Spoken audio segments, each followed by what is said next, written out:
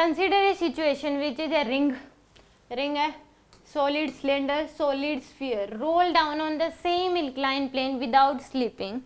Assume that they start rolling from rest having identical diameter. The correct statement for this situation is the ring has the greatest and cylinder has the least velocity of center mass. तो मैंने बताया कि अगर incline plane पे regular body roll करते हुए आ रही है तो हमें वेलोसिटी पता है कितनी होती है, √2gh/β+1 ये होती है। तो वेलोसिटी के बारे में बात हो रही है, किसकी वेलोसिटी कम होगी, किसकी ज़्यादा होगी। तो जिसकी बीटा की वैल्यू ज़्यादा उसकी वेलोसिटी क्या होगी, कम।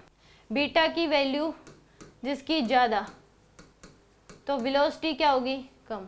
उसकी वेलोसिटी क्या होगी, लीस्ट होगी, सबसे कम होगी। तो यहाँ पे हम बीटा की वैल्यू देखें, क्योंकि डिवाइड में है तो ये जितनी ज़्यादा होगी पूरी वैल्यू उतनी कम आएगी। तो अगर हम देखें बीटा की वैल्यू, रिंग है तो बीटा की वैल्यू रिंग के लिए क्या होती है, 1 होती है। फिर है सॉलिड सिलेंडर, तो इसकी सॉलिड सिलेंडर तो इसकी 1/2 होती है, यानी कि 0.5। और फिर है बीटा की वैल्यू सॉलिड स्फीयर, तो ये होती है 2/5, तो यानी कि 0.4 होती है। तो सबसे कम जो है वो किसकी है, सॉलिड स्फीयर की है, फिर किसकी, ये इसकी है, फिर इसकी है। तो यानी कि सबसे ज़्यादा वेलोसिटी सॉलिड स्फीयर की होगी, सबसे ज़्यादा वेलोसिटी किसकी होगी, सॉलिड स्फीयर की, फिर किसकी होगी, सॉलिड सिलेंडर की, फिर रिंग की होगी। रिंग सबसे लिस्ट पहुंचेगी।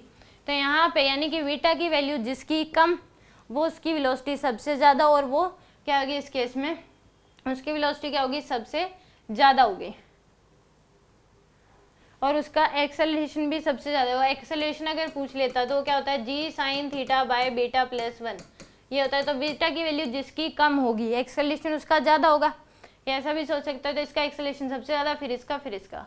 तो यहाँ पे देख लो सबसे ज़्यादा सॉलिड स्फीयर का होगा। Solid the sphere has greatest and the ring has the least velocity of centre of mass at the bottom.